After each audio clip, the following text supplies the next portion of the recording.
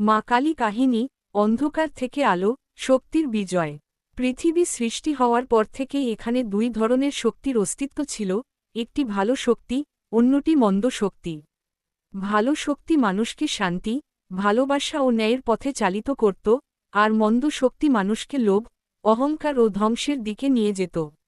এই দুই শক্তির সংঘর্ষই হল জীবনের মূল ইতিহাস।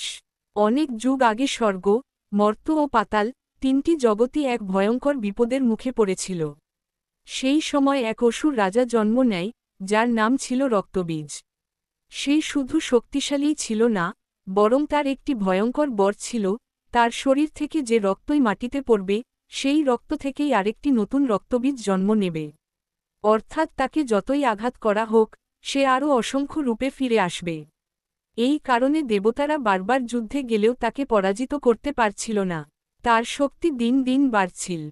পৃথিবীতে অরাজকতা, ভয় আর ধ্বংস নেমে আসে।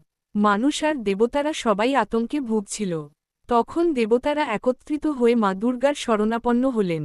তারা বললেন, হে মা, আমরা আর পারছি না।